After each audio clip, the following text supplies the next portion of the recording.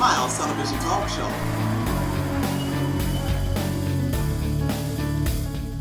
Will you come back? Welcome to Smiles Television Talk Show. I'm your host, Stephanie Anthony Miles, and thank you for tuning in another Monday at 8 o'clock p.m. on Charter Cable Channel 984. We are blessed today to have a wonderful broadcast for you. You know, our youth have so much that they're facing today. And quite often you might wonder, well, you know, what is there for them to do? We're going to talk to a family that has reared some children who are doing some exceptional things. We're going to be talking with Reverend and First Lady Carlos Brown Sr. and his wife Zarina Ann Brown, and we actually work together with a project called Eastside Works, and we're going to talk a little bit about that as well. They brought their talented son with them today, Carlos Brown Jr. He's a wonderful sax player, and you're just going to be thrilled, and you're going to love this broadcast. Remember, Jesus is the Lord, and the Lord be magnified in your life. Stay tuned for more smiles.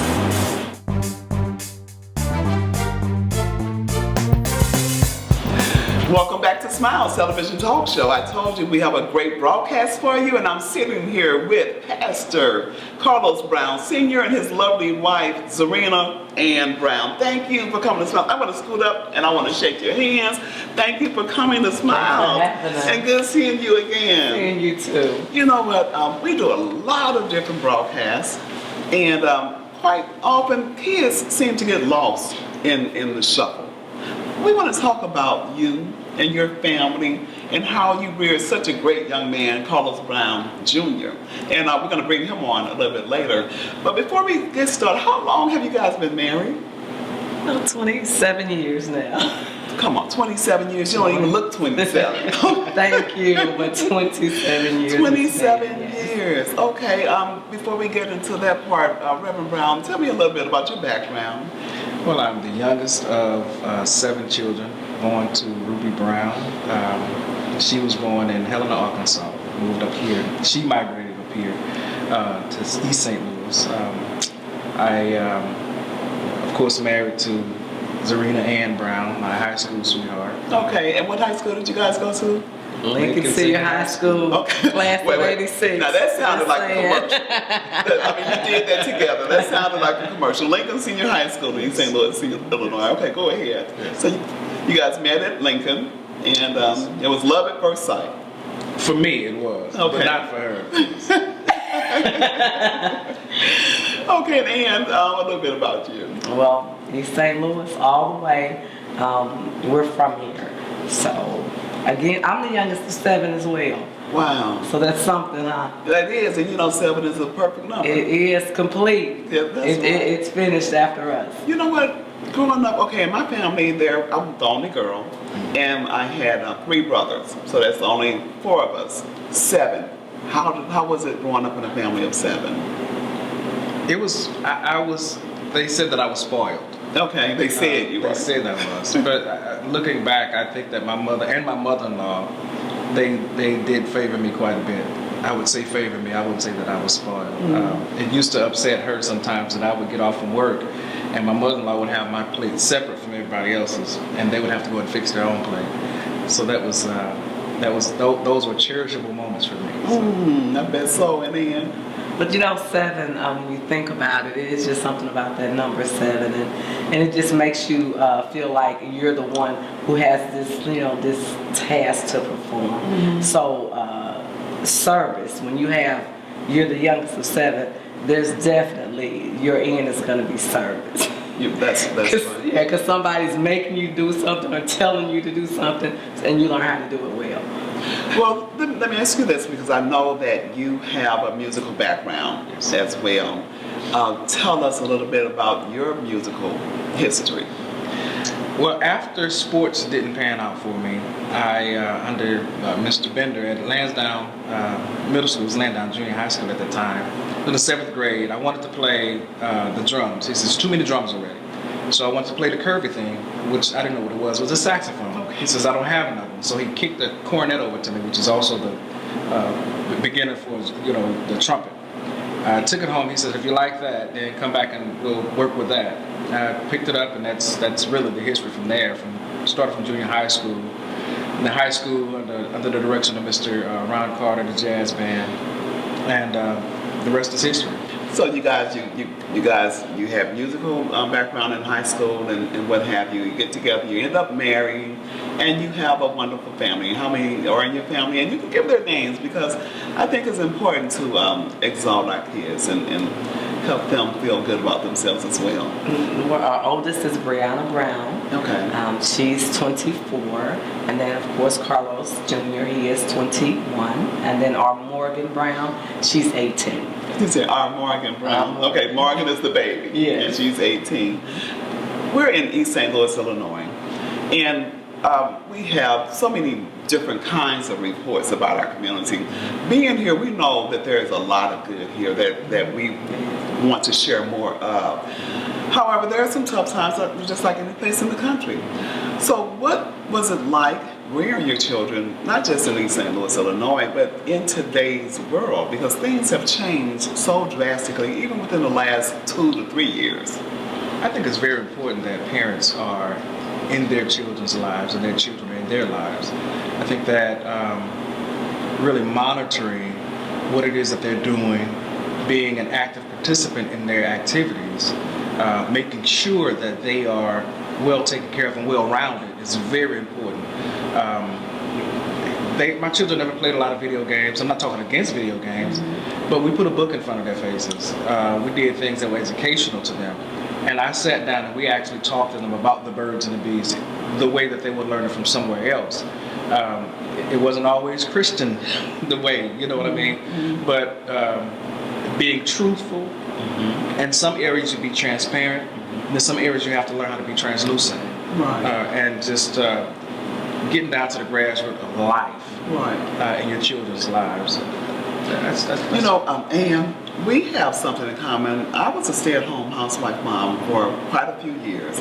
And just like you, I didn't let my kids watch a lot of video games, and there were some things they just could not watch on television. You know, and not just trying to say that's how the only way you do it, by the don'ts. You know, it's more also you encourage in other ways.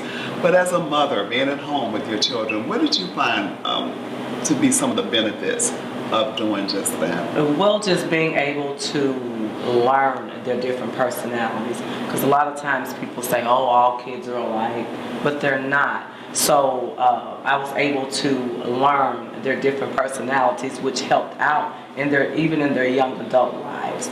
So you'll know what they need, you know, opposed to what you think they want, but you know what they need. So that was a huge benefit, just staying at home and getting to know them. So what advice would you give to parents today, to the young parents, to the older parents, or whomever? What advice would you give them? Because as Christians, we have certain desires for our children, and the culture is so anti-Christ right now. But so what advice would you give our youth and parents? Exactly. Okay, well, I'll just start out and I'll just go ahead and let Carlos wrap it up. However, we just being well-rounded, of course, God being the center of everything, being first in our lives, being very supportive, and just meeting them where they are and loving them where they are. Listening to your children's hearts. Not always do as I say, but listen to what they say. Be intimate with your children. That's huge, and we don't look at intimate in the right way. I don't think that sometimes we don't. I think that more than anything, just being into what they're doing. Okay, now Carlos. Carlos is a saxophone player. It's Carlos Jr. And he's played in a lot of different places, and he's a young man facing a lot of different things. Did you make him play the sax when he was younger? I did not. He picked it up. When sports didn't pan out for him, he wanted to do something. He wanted to play the trumpet. Okay. And I encouraged him to play the saxophone. I used to always play Gerald Albright, Najee, different saxophone players in my car. You know, Cannonball Adderley, John Coltrane. Me being a trumpet player, I just loved the saxophone myself. And he picked the saxophone. It was an old rickety saxophone at school. And I made him a promise. I said, if you want to play this, I'll go buy you one. And I went and bought him, I spent money and bought him a brand new intermediate model saxophone. And he won't put it down. My goodness. Well, we're going to take a break now unless you have some lasting words for our audience in terms of rearing your children. But we're going to bring your son on. So is there anything else that you would like to share that we just didn't get a chance to touch on? No. You know what, you guys look like you're newlyweds. And you've been married 27 years. We can take notes from them. Carlos Brown Sr. and his lovely wife, Serena Brown. I want to thank you both for coming to Smiles Television Talk Show. And because I have you on camera, and you can't get away, because I can always go back and say, you told me this. If you can, will you come back? Yes, We will. Definitely. Okay, well, very good. Then thank you again. Don't go away. We'll be right back with Carlos Brown Jr. from East St. Louis, Illinois. Stay tuned for more Smiles.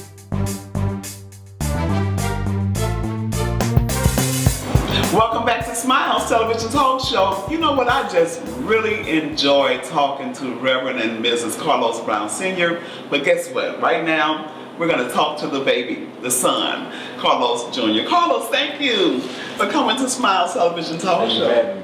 You know, and thank you for bringing your lovely instrument.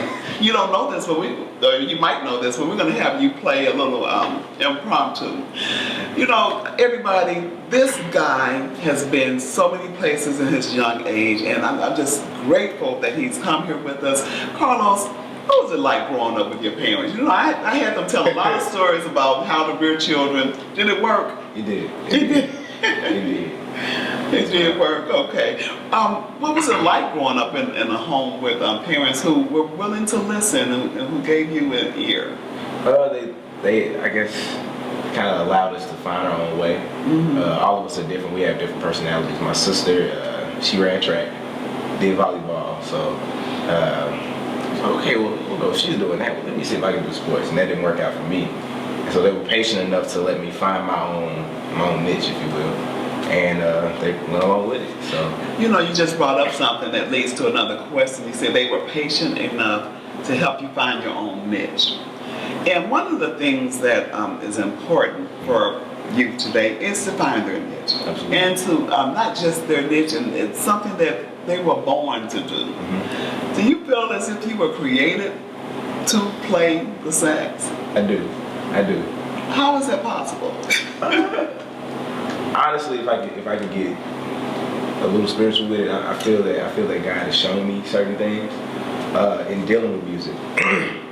When in playing music, He's allowed me to touch other people's lives, and so just by doing that, that's the best way that I can like reach people. If I don't have the words to get out what I'm able, or what I want to communicate rather, this is just an extension of my voice. This is just an extension of my voice. I'm sorry, to where I can just reach that person. Okay, and they told me that you sing a little bit too. Did they tell me too much to Carlos? I can hold a tune. I say that. I can hold a tune. So you feel that that's an extension of your voice, and you have found your niche, but in finding your niche, you didn't just find your niche. Correct. So what path did you take to come to where you are? Path did I take? From school to your studies to just meeting people, what path led you to where you are? What led me to it? I would honestly say it started with my dad just playing all types of music in the house. I remember like going through his CD collection, his record collection all the time. He would always play Gerald Albright, Miles Davis, Commission, BBC Winans. I mean, just a healthy collection of just all types of genres. And he sang, or both my parents really sang that I had an ear for music, because I could like make out, or I could just hear certain things, certain bass lines. Oh, I didn't hear that, and I would hum it, or so I'm like, okay. And that's what led me to play, or want to be in band. My 6th grade year in Lincoln Middle School. And let's talk about school. Let's talk about why you went to school. And you went to, tell us your path in school, the schools you went to right here in East St. Louis, Illinois. And I think that's important, and the reason I'm stressing that, is because people may have various interpretations of what's actually going on here. And you're an example to show some of the greatness that comes out of East St. Louis. Appreciate that. I started out at Lincoln Middle School under the direction of Marvin Cocker. And then from Lincoln Middle School, I went on to East St. Louis Senior High School. And my band directors, I had two band directors, Mr. John Barnes and Mr. Delano Redmond. And then now I'm at Northern Illinois University. I studied under Rich Moore for a quick second, and he left. And then studied under Jeff Bradfield and Mr. Ron Carter as well. Okay, Ron Carter, and I remember that name. I didn't have the pleasure of knowing him very well personally, but he had a great impact on the youth in our area. You've traveled lately. You've been a lot of places. As a matter of fact, a month or two ago, you were over in St. Louis doing some things. Tell our audience about some of your travels. I've traveled to, I've been to New York. I've been to New York back in 2011. It was a high school competition called Essentially Ellington. And it was a competition to where all of the high schoolers, and we had to play the music of Duke Ellington. And so it was one of my favorite, actually one of my favorite moments. We played a song entitled Prelude to a Kiss. And just to see so many people in the crowd, it was a little nerve-wracking at one point, but it was like, you know what, let me just do my thing and I'm just do it to the best of my ability. It was just so much fun, just so much energy from the crowd, transferring from the audience to the band, and it was amazing. You know what, I want our audience to get an idea of what your music is like, and we have a clip or two that we're going to play. Take a listen to this. Carlos Brown Jr.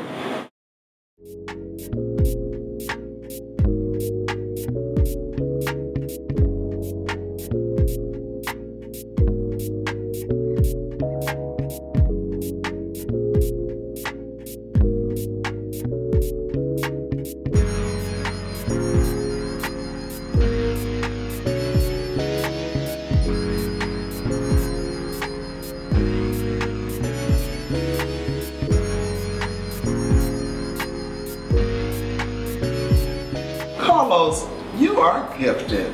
You know, you're a very gifted young man, and it shows through your music. I wonder if our audience could just feel that from you. Jazz St. Louis, and I'm throwing it out there like that because I want you to elaborate for our audience. What is Jazz St. Louis? Jazz St. Louis is a non-for-profit organization, deals with outreach in the performing arts realm, if you will. For us, back in East St. Louis Senior High School, they gave us instruments.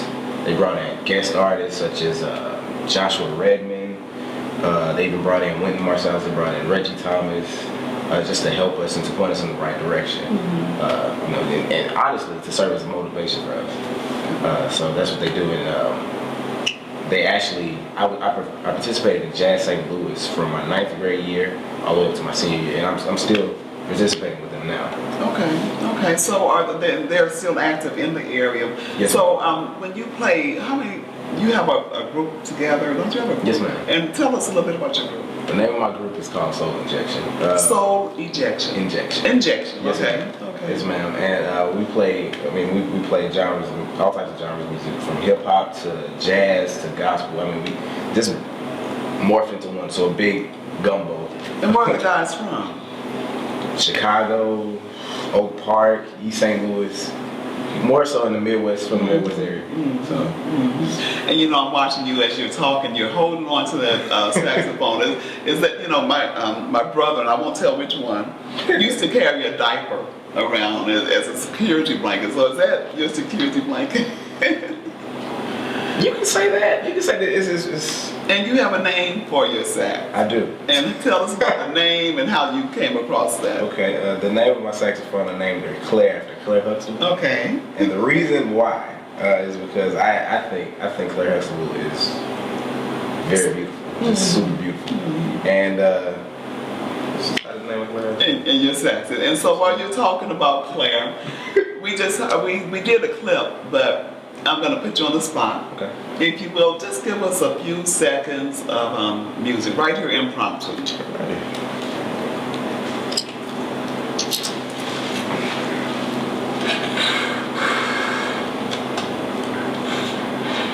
Wow,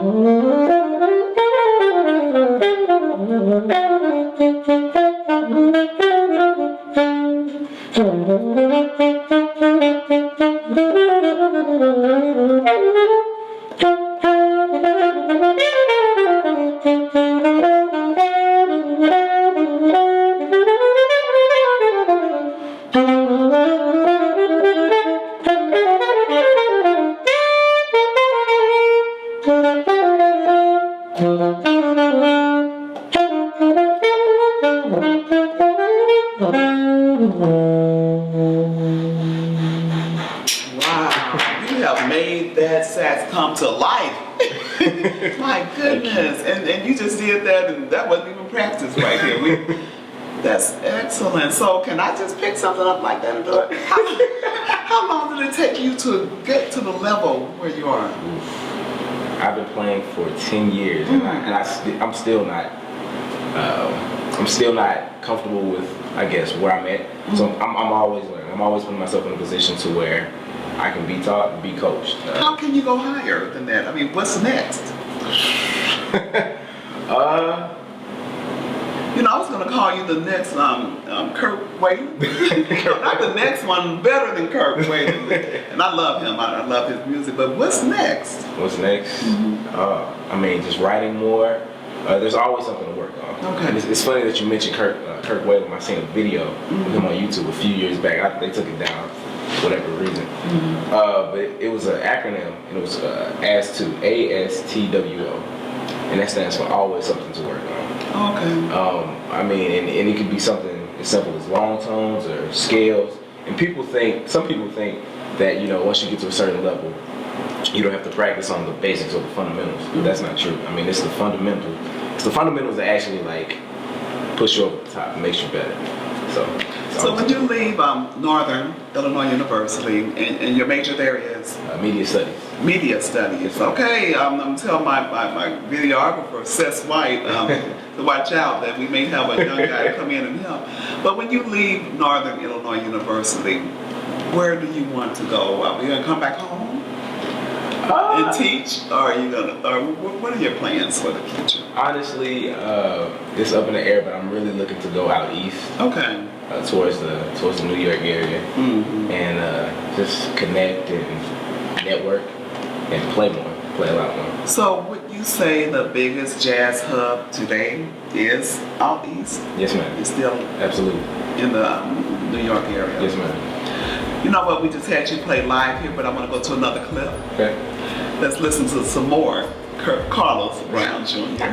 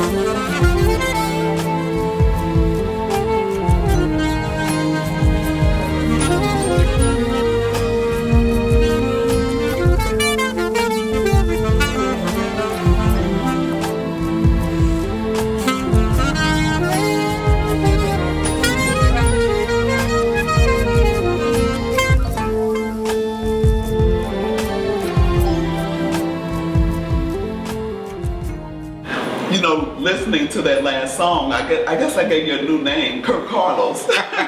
But, you know, you are just magnificent, and we thank God for you. There's so many youth who need to hear from other youth who are doing things. Do you have any advice for our youth? Yes, I do. Keep God first in everything that you do. Seek Him, you know, and He'll just work the rest out for you. That's like my number one thing that I would definitely say. Do you find it difficult today to be a Christian in today's world? Absolutely. How so? Absolutely. Especially being on the college campus, it's just so much around you. There's so much influence of the world around you. And so I feel that you need it's best that you have that accountability partner, or find someone with the same idea or the same goals as you, and just have them by your side, just walking together. That's good. I was about to ask you, what do you do to guard yourself? Because we're human, Absolutely. and there's no temptation taking us, but such is common to man. Absolutely. So I just wonder, what other things do you do to find yourself guarding yourself against the temptations of the world? Oh, well, like I said, I actually do have, it's crazy, I have my accountability partner. His name is Vernon Brooks. And I mean, we call each other almost every day. And it's like, hey man, how you doing? I'm good, man. How was your day? We bounce ideas off of each other. I'm actually part of a New Hope campus ministry. I serve as a secretary. Okay. I serve as a secretary. Okay. I do that, and ultimately, I keep myself busy. I keep myself busy. That's a big one for me. Do you have any plans for marriage in the future? Eventually. Right now, but eventually, yes, ma'am. You think your mom will let somebody else in the family? I think she will. It'll take her a minute, but I think she will. Okay.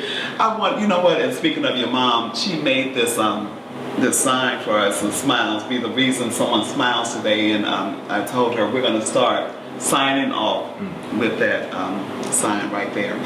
But unless there's something else that we did not get an opportunity to talk about, we're going to sign off. Is there anything else you'd like to share with our audience? I believe that's it. I believe that's it. Thank you so much for coming to Smiles Television Talk Show. And it's been a pleasure. And just like I asked your parents, because we have you on tape, if you get the opportunity, I stopped telling people when you come back, because you never know what can happen. But if you get the opportunity, when you come back. Absolutely. Thank you again. And I want to thank you for joining us for Smiles Television Talk Show. And to tune in every Monday at 8 o'clock p.m. on Charter Cable Channel 984. And we're also in St. Louis now on Channel 981. Jesus is the Lord, and we want him magnified, and remember that he was born of a virgin. He was crucified and buried, and he rose on the third day. Confess with your mouth that he is Lord, and believe in your heart that God has raised him from the dead, and thou shalt be saved. Keep smiling. You look better when you smile. And remember, be the reason someone smiles today.